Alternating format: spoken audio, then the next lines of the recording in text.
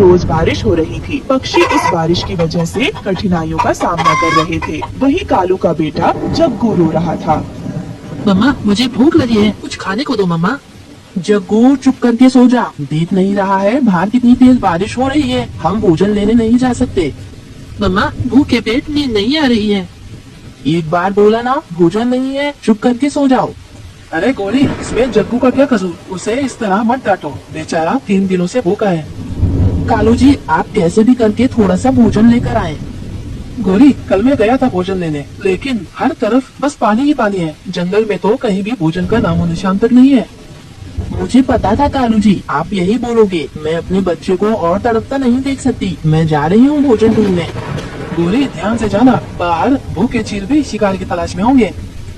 तो क्या करूँ, चील की डर से ना जाऊँ, मरूं या जीऊं, मुझे अपने बेटे के लिए जाना ही पड़ेगा। गोरी कौवी अपनी जान की परवाह न करते हुए तेज बारिश में निकल पड़ती है। उधर रानू चिड़िया के भी बच्चे भूखे थे। मम्मा ये देखो कुकू को क्या हुआ, कुकू चक्कर खाकर गिर गया है। हे भगवान अब क्या करूं, मेरे बच्चे भूखे हैं, अगर जल्दी इन्हें भोजन ना दिया तो इनकी मौत भी हो सकती है, मैं ऐसा नहीं होने दे सकती। रानू चिड़िया कुकू के मुंह में बारिश का पानी डालती है। कुकू उठकर बैठ जाता है। कुकू बेटा अब आपकी तबीयत कैसी है? मेरी तबीयत ठीक है मम्मा, पर मुझे भूख लगी है। हाँ कुकू बेटा मैं जानती हूँ आपको भूख लगी है, भोजन न करने की वजह से आप दोनों को कमजोरी हो गई है, इसी वजह से आपको चक्कर आ गए। ऐसी बारिश में मैं कहाँ से भोजन ढूंढ कर लाऊं? दूर दूर तक जंगल में पानी भरा हुआ है। तो मम्मा क्या हम बिना भोजन के मर जाएंगे? नहीं गुड़िया बेटी, मैं ऐसा नहीं होने दूंगी। आप कुकू का ध्यान रखना, मैं भोजन ढूंढने जाती हूँ। बच्चों तेज बारिश हो या आंधी तूफान, मुझे भोजन ढूंढने जाना ही पड़ेगा। रानू चिड़िया भी भोजन ढूंढने निकल पड़ती है। रास्ते में उसे एक भूखा चील पकड़ लेता है। हो गया मेरे भोजन का इंतजाम, हो गया। इतने दिनों से इस बारिश की वजह से मैं भूखा था, लेकिन आज शिकार खुद चलकर मेरे पास आ गया है। छोड़ दो मुझे, छोड़ दो, भगवान के लिए मुझे जाने दो। मेरे 2 छोटे छोटे बच्चे हैं, मेरे बच्चे कई दिनों से भूखे के लिए भोजन ढूंढने आई थी। चुप, एकदम चुप। अगर तुझे छोड़ दिया तो मैं भूखा मर जाऊंगा। आज तो मैं तुझे खाकर अपनी भूख मिटा कर ही रहूंगा। उसी समय भोजन ढूंढते हुए गोरी को भी उधर से गुजर रही होती है। तभी वो रानू चिड़िया को चील के चंगुल में फंसा हुआ देख लेती है। अरे बाप रे बाप, मुझे इस चिड़िया को बचाना होगा। मुझे लगता है चिड़िया भी इस बारिश में अपने बच्चों के लिए दाना लेने आई होगी और इस जालिम चील ने इसे पकड़ लिया होगा। गौरी कौवी झट से एक मोटी लकड़ी से चील के सिर पर वार करती है। वो चील कौवी के वार को सहन नहीं कर पाता और वहीं बेहोश हो जाता है। तभी गौरी कौवी और रानू चिड़िया वहाँ से भाग जाती है। रानू चिड़िया तुम ठीक तो हो ना? हाँ गोरी बहन मैं ठीक हूँ, अगर आप समय पर नहीं आती तो मैं आज चील का खाना बन गई होती। आपका बहुत बहुत शुक्रिया गोरी बहन, आपका यह एहसान मैं मरते दम तक नहीं भूलूंगी। आपने मेरी जान बचाकर मेरे बच्चों पर उपकार किया है, मुझे नया जीवन दान दिया है। रानू चिड़िया अब इतनी भी मेरी तारीफें ना करो। अरे बाप रे बाप, मैं तो भूल ही गई, मैं भोजन लेने आई थी, मेरा बच्चा 3 दिनों से भूखा है। गौरी बहन भोजन लेने तो मैं भी आई हूँ, बच्चों को कमजोरी से चक्कर भी आने लगे हैं। चलिए हम दोनों साथ साथ भोजन ढूंढते हैं। थोड़ी दूर जाने पर रानू चिड़िया गौरी को रोकती है। गौरी बहन रुके रुके, ये देखें यहाँ इंसानों का टेंट लगा पड़ा हुआ है। मुझे विश्वास है हमें खाने के लिए यहाँ पर जरूर कुछ न कुछ मिलेगा। आप चलिए मेरे साथ। फिर वो दोनों खाना ढूंढने लगती है। तभी रानू चिड़िया को वहाँ मैगी भरी हुई दिखाई देती है। अरे गौरी बहन ये देखें, यहाँ पर बहुत सारी मैगी पड़ी है। तभी गौरी कौवी उस मैगी को खाने लगती है। अरे रानू बहन, ये मैगी तो बहुत ही ज्यादा स्वादिष्ट है, चलो इस मैगी को अपने बच्चों के लिए ले चलते हैं, वो इसे खाकर बहुत खुश होंगे। ये कहकर वो दोनों अपने बच्चों के लिए बहुत सारी मैगी ले जाती है और अपने बच्चों को वो मैगी खिलाती है। मैगी खाकर रानू चिड़िया के बच्चे बहुत खुश होते हैं और अपनी माँ से कहते हैं, माँ ये मैगी तो बहुत स्वादिष्ट है, आप जानती हैं कितने दिनों बाद मैंने पेट भर का खाना खाया है। हाँ माँ, कुकू बिल्कुल ठीक कह रहा है। माँ मेरा मन शाम को मैगी के कुरकुरे पकौड़े खाने को कर रहा है, क्या आप हमारे लिए मैगी के पकौड़े बना दोगी? हाँ बच्चों, मैं शाम को तुम लोगों के लिए मैगी के पकौड़े बना दूंगी। फिर रानू चिड़िया शाम को मैगी के पकौड़े बनाती है और बच्चों को खाने के लिए देती है। माँ, पकौड़े बहुत अच्छे बने हैं। इस बारिश के मौसम में आप मैगी के पकौड़े बनाकर पक्षियों को क्यों नहीं बेचती? माँ, मुझे विश्वास है ये मैगी के कुरकुरे पकौड़े सब पक्षियों को बहुत पसंद आएंगे। इस तरह आपकी अच्छी कमाई भी हो जाएगी। अपनी बेटी की बात सुनकर रानो बहुत खुश होती है। हाँ गुड़िया बेटी, ये आइडिया तो बहुत अच्छा है। मैं ऐसा ही करूँगी। जंगल में मैगी के कुरकुरे पकौड़े बनाकर बेचूंगी। बारिश रुकने के बाद रानो चिड़िया मैगी के पकौड़े बनाकर बेचने लगती है। पकौड़े ले लो, गर्मा गर्म मैगी के पकौड़े ले लो। जो एक बार खाएगा तो बार बार आएगा। रानो की आवाज सुनकर वहाँ पक्षियों की भीड़ लग जाती है। अरे रानो बहन, इन मैगी के पकौड़े की खुशबू तो बहुत अच्छी आ रही है। जरा एक प्लेट लगाना तो सही। अरे हम भी तो चक्कर देखें, आखिर ये मैगी के पकौड़े कैसे हैं? जी तोते भैया, क्यों नहीं, मैं अभी आपको एक प्लेट मैगी के पकौड़े देती हूँ। वो मैगी के पकौड़े खाकर हरिया तोता उनकी खूब तारीफ करता है। इस तरह रानो चिड़िया की मैगी के पकौड़े की दुकान खूब अच्छे से चलने लगती है। तभी अचानक से एक दिन उस जंगल में वो चील जिस पर गोरी ने हमला किया था, वो वहाँ उसे ढूंढता हुआ आ जाता है। इसी जंगल में वो कौवी और चिड़िया रहती है जिसने उस दिन मुझ पर हमला किया था। मैं उन दोनों को नहीं छोड़ूंगा, अपना बदला लेकर रहूंगा। ये कहते हुए उसकी नजर रानो चिड़िया की मैगी के पकौड़े की दुकान पर पड़ती है। अरे ये तो वो ही चिड़िया है जिसे मैंने उस दिन पकड़ा था, पर उस दिन कौवी ने इसे बचा लिया था। लेकिन कोई बात नहीं, आज इस चिड़िया से अपना हिसाब पूरा कर लेता हूँ। उस कौवी से बाद में निपट लूंगा। ये कहकर चील रानो चिड़िया की दुकान पर जाता है और उसकी दुकान पर तोड़-फोड़ मचाना शुरू कर देता है। अरे चील भाई, आप ऐसा क्यों कर रहे हैं? कितनी मुश्किल से मैंने अपना ये ठेला लगाया था। इन मैगी के पकोड़े को बेचकर ही तो मैं अपने बच्चों का पेट पाल रही थी। आपने वो गरीब के पेट पर लात मारकर अच्छा नहीं किया। हे चिड़िया, तू चुप हो जा। मुझे मत बता क्या सही है क्या गलत है। शुक्र मान मेरा जो तेरी जान नहीं ले रहा। बस तेरा मैगी के पकौड़े का ठेला ही तोड़ा है, वो भी तुझे सबक सिखाने के लिए। ये कहकर चील वहाँ से चला जाता है। रानो चिड़िया अपना टूटा हुआ ठेला देखकर बहुत रोती है। तभी गोरी कौवी वहाँ आती है। अरे रानो, क्या हुआ? तुम इस तरह क्यों रो रही हो? और तुम्हारा ये ठेला किसने तोड़ा? बताओ मुझे। फिर रानो चिड़िया गौरी कौवी को सारी बात बताती है, जिसे सुनकर गौरी कौवी को बहुत गुस्सा आता है। रानो, उस चील की इतनी हिम्मत, उसने तुम्हारा मैगी के पकोड़े का ठेला तोड़ दिया। मैं उसे ऐसे जाने नहीं दूंगी, उसे इस गलती की सजा जरूर दूंगी। तू इस तरह हिम्मत मत हार। ये कहकर गौरी कौवी और रानो चिड़िया जंगल के सभी पक्षियों को इकट्ठा करती है और उस चील के सारे जुल्मों के बारे में बताती है। तभी रानो चिड़िया कहती है, पक्षियों, आज उसने मेरा ठेला तोड़ा है, कल को वो आप सबको भी नुकसान पहुंचा सकता है। इस तरह हम उसके सामने घुटने नहीं टेक सकते हैं। मेरे पास एक प्लान है जिसमें आप सबको मेरी मदद करनी होगी। फिर रानो सब पक्षियों को अपना प्लान बताती है, जिसे सुनकर वो सब रानो का साथ देने के लिए तैयार हो जाते हैं। अगले दिन वो चील गौरी को ढूंढता हुआ फिर से उस जंगल में आता है। तभी वो चील गौरी को नदी पर पानी पीता हुआ देखता है। जैसे ही वो उस पर हमला करने के लिए आगे बढ़ता है, तभी वो रानो चिड़िया के बिछाए हुए जाल में फंस जाता है। बचाओ, कोई मुझे बचाओ, निकालो इस जाल से, निकालो मुझे, मैं तुम सबको छोड़ूंगा नहीं। चील भैया, अब भूल जाओ कि तुम कभी इस जाल से बाहर निकल पाओगे। ये तुम्हें तुम्हारे गलत कर्मों की सजा मिल रही है। इस तरह वो चील उस जाल में हमेशा के लिए कैद हो जाता है। वहीं रानो चिड़िया जंगल में मैगी के पकौड़े बेचकर अपने बच्चों के साथ खुशी खुशी रहने लगती है। दोस्तों, आपको हमारी आज की कहानी कैसी लगी? हमारी कहानी को लाइक करें, कमेंट करके अपनी राय हमें दें। आपके कमेंट और लाइक हमारे हौसले को बढ़ाते हैं। अगर आप हमारे चैनल पर नए आए हैं तो हमारे चैनल को सब्सक्राइब करना ना भूलें। आपका धन्यवाद। चील भाई, मुझ पर थोड़ा रहम करो। यहाँ से कुछ ही दूरी पर मेरे बच्चे भूखे प्यासे बैठे हैं। वो मेरा इंतजार कर रहे होंगे। मुझे एक बार उन्हें देखकर आने दो। मैं उन्हें भोजन देकर वापस आ जाऊंगी। प्लीज चील भाई, मेरा विश्वास करो, फिर आप मुझे खा लेना। ठीक है चिड़िया, तो फिर तुम चली जाओ, लेकिन जल्दी वापस आना। मैं तुम्हारा यही इंतजार कर रहा हूँ।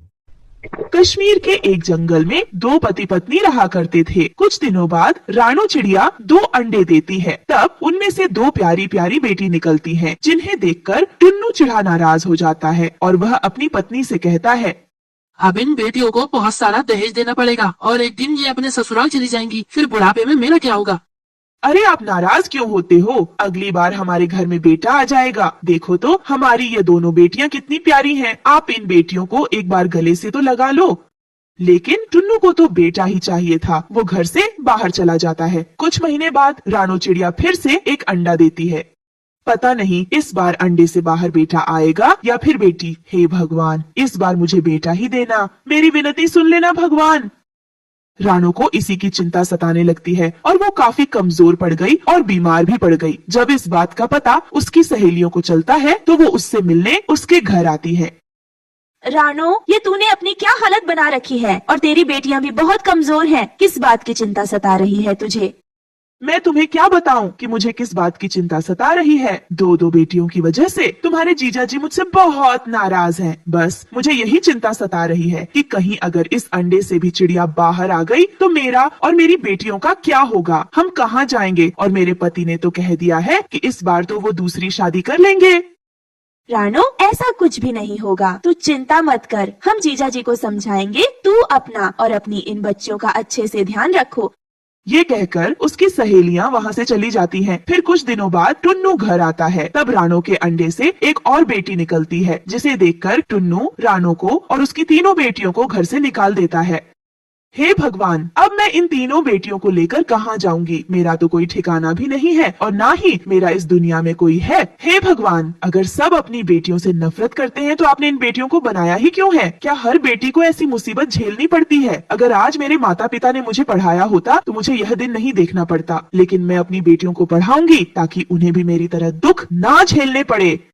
रानो चिड़िया अपनी तीनों बेटियों को लेकर खुले आसमान के नीचे एक पेड़ पर कच्चा मिट्टी का घोंसला बनाकर रहने लगती है। तभी अचानक से वहाँ दो बादल आ जाते हैं और जोर से बारिश करने लगते हैं, जिसकी वजह से रानो चिड़िया मिट्टी का घोंसला पानी में ढह जाता है। हे ऊपर वाले, ये तूने क्या किया। इतनी मुश्किल से मैंने ये घर बनाया था, वो भी तूने मुझसे छीन लिया। ये सब देखकर बबलू बादल को बुरा लगता है और वो अपने दोस्त कालू बादल से कहता है, अरे यार कालू, हमारी वजह से वो नन्ही चिड़िया और उसके बच्चे बेघर हो गए। देखना कैसे बारिश की वजह से उसका मिट्टी का घोंसला बह गया। अरे यार बबलू, इसमें हमारी क्या गलती। हमारा काम तो बरसात करना है। इन पक्षियों को ही अपना घोंसला पहले से मजबूत बनाना चाहिए। चल अब यहाँ से, हमें कहीं और जाकर भी बरसना है। वहीं बेबस रानो चिड़िया अपने बच्चों से कहती है, बच्चों, तुम तीनों यही पेड़ की डाल पर मेरा इंतजार करो। मैं अभी तुम्हारे लिए भोजन और घोंसले का इंतजाम करती हूँ। फिर रानो घोंसले बनाने के लिए तिनके ढूंढने लगती है। तभी कुछ दूरी पर उसे जमीन पर थोड़ा भोजन दिखाई देता है। जैसे ही वो भोजन के पास आती है तभी पीछे से एक चील आकर रानो पर हमला कर देता है, जिसमें रानो बहुत घायल हो जाती है। चील भाई, मुझ पर थोड़ा रहम करो। यहाँ से कुछ ही दूरी पर मेरे बच्चे भूखे प्यासे बैठे हैं। वो मेरा इंतजार कर रहे होंगे। मुझे एक बार उन्हें देखकर आने दो, मैं उन्हें भोजन देकर वापस आ जाऊंगी। प्लीज चील भाई, मेरा विश्वास करो, फिर आप मुझे खा लेना। ठीक है, यही बात है तो तू जा। मैं तुझे थोड़ी देर के लिए आजाद कर रहा हूँ, पर जल्दी आना अपने बच्चों को भोजन देकर। मैं तब तक यहाँ तेरा इंतजार करता हूँ। और याद रखना, अगर तू वापस नहीं आई तो मैं तेरे बच्चों को भी खा जाऊंगा। फिर रानो चिड़िया जल्दी से अपने बच्चों को भोजन देने चली जाती है। तभी उसे रास्ते में बबलू बादल मिलता है। वो उससे पूछता है, क्या हुआ चिड़िया, तुम इतनी जल्दी में कहाँ जा रही हो और तुम्हारी ये हालत किसने की, बताओ मुझे। बादल भैया, मैं आपको क्या बताऊं। मेरे पति ने मुझे मेरी तीनों बेटियों के साथ घर बाहर निकाल दिया। मैंने बड़ी मुश्किल से अपने लिए जैसे तैसे करके एक मिट्टी का कच्चा घोंसला बनाया, पर वो भी तेज बारिश में बह गया। मैं अपने बच्चों को पेड़ की डाल पर छोड़कर नया घर बनाने के लिए तिनके लेने गई थी। तभी उस दुष्ट चील ने मुझ पर हमला कर दिया। अब भी मैं उस चील से कुछ समय की मोहलत लेकर अपने बच्चों को ये भोजन देने और उनसे अलविदा कहने जा रही थी। ये सब सुनकर बबलू बादल बहुत दुखी होता है। रानो बहन, मुझे माफ करना। मेरी वजह से तुम्हारा वो मिट्टी का घर बह गया। मुझे बिल्कुल भी पता नहीं था कि उस कच्चे घर में तुम अपने बच्चों के साथ रह रही हो, वरना मैं वहाँ कभी बारिश नहीं करता। लेकिन तुम परेशान मत हो, मैं सब कुछ ठीक कर दूंगा। रानो, मैं तुम्हें रहने के लिए एक जादुई फलों का घर दूंगा, जिसमें तुम अपनी तीनों बेटियों के साथ आराम से रह सकोगी। ये कहकर बादल रानो चिड़िया को जादुई फलों का घर देता है, जिसे देखकर रानो चिड़िया बहुत खुश होती है। वो घर तरह तरह के फलों से मिलकर बना होता है। बादल भैया, आपका बहुत बहुत शुक्रिया जो आपने हमें ये जादुई फलों का घर दिया। मैं आपका ये एहसान कभी नहीं चुका पाऊंगी। फिर बादल वहाँ से चला जाता है और रानो चिड़िया अपनी तीनों बेटियों के साथ बादल के दिए हुए जादुई फलों के घर में रहने लगी। वहीं दूसरी तरफ चील जंगल में रानो का इंतजार करते हुए थक गया और गुस्से में उसे ढूंढने के लिए निकल गया। इस चिड़िया ने मुझे धोखा देकर अच्छा नहीं किया। अब मैं इसे और इसके बच्चों को भी जिंदा नहीं छोड़ूंगा। थोड़ी दूर चलते ही चील को एक फलों का घर दिखाई देता है। अच्छा, मुझे लगता है इसी घर में वो चिड़िया रहती है। अब मैं उसे बिल्कुल भी छोड़ूंगा नहीं। ए चिड़िया, मैं जानता हूँ तू इसी फलों के घर में रहती है, इसलिए अच्छा रहेगा तू खुद घर से बाहर निकला, वरना मैं तेरा घर तोड़ दूंगा। चील, तुम यहाँ से चले जाओ, मैं इस घर से बाहर नहीं आऊंगी। अच्छा, तो तू ऐसे नहीं मानेगी। रुक, मैं तेरे घर को ही तोड़ दूंगा।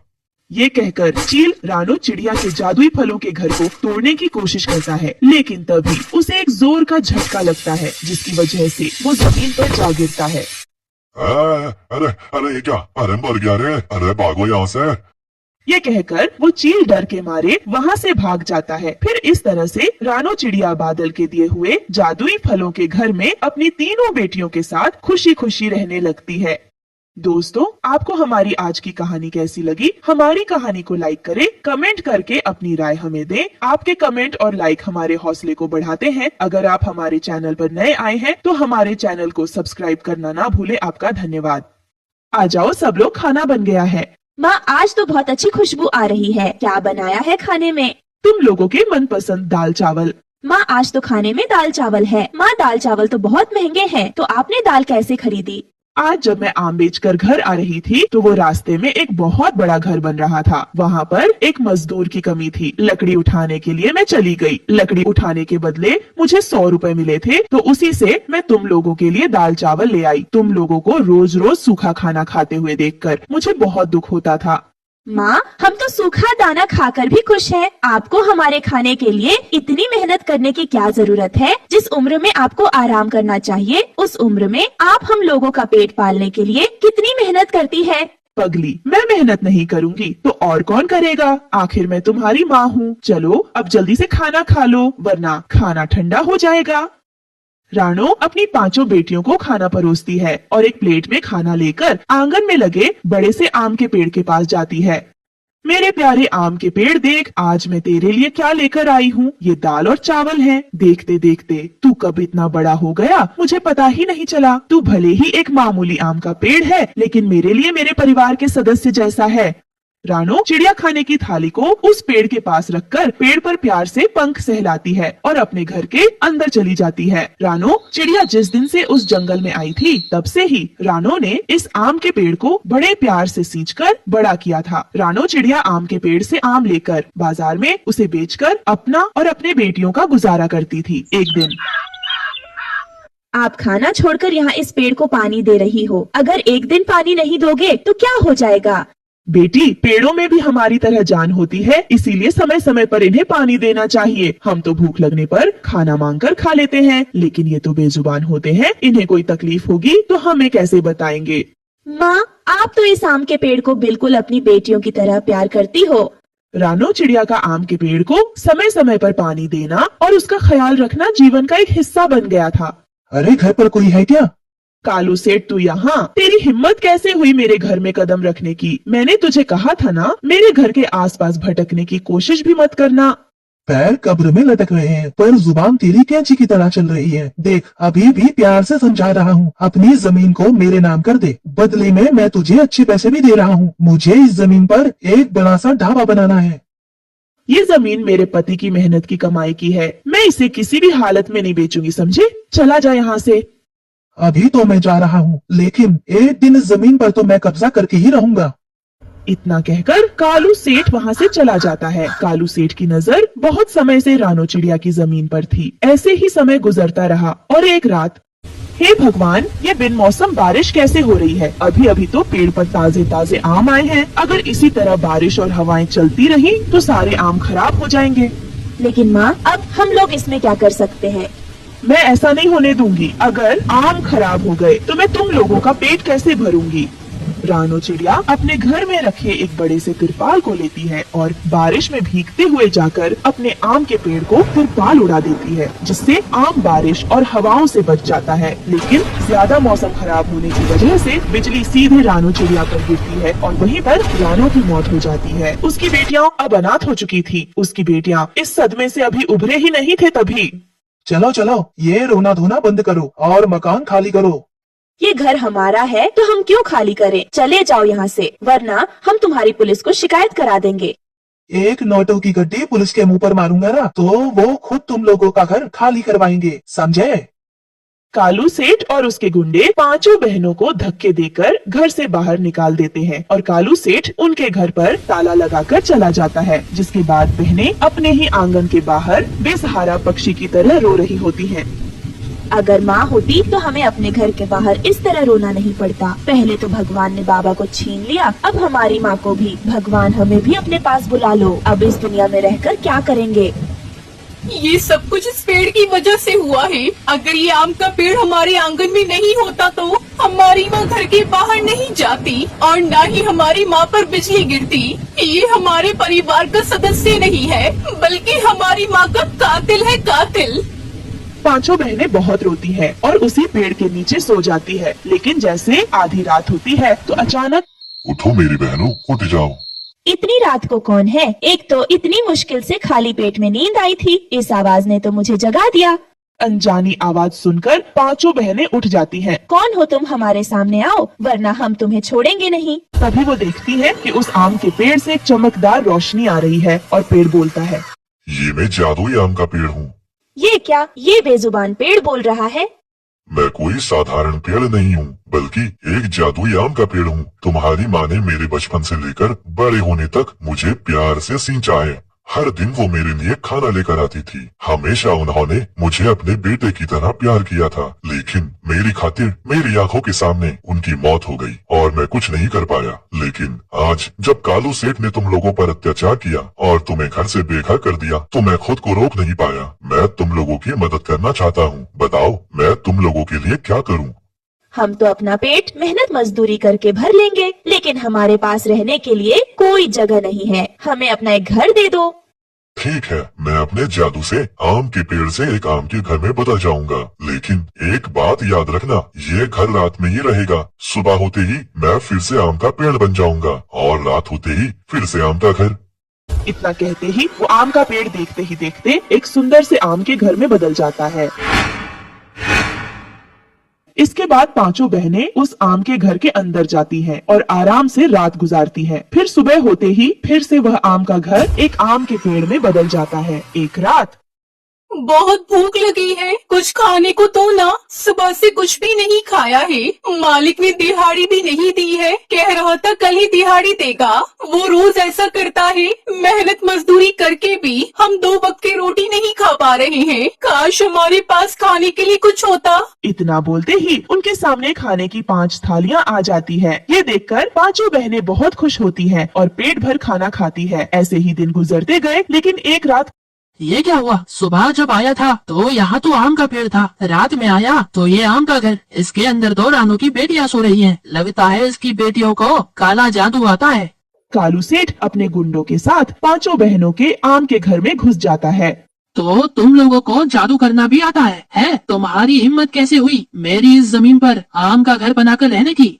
कालू सेठ के इतना बोलते ही अचानक उन गुंडों के ऊपर आम की गुठली की बौछार होने लग जाती है। लगातार आम की गुठली उन पर पड़ते रहते हैं, जिससे वो सभी घायल हो जाते हैं और कालू सेठ अपने गुंडों के साथ वहाँ से भाग जाता है।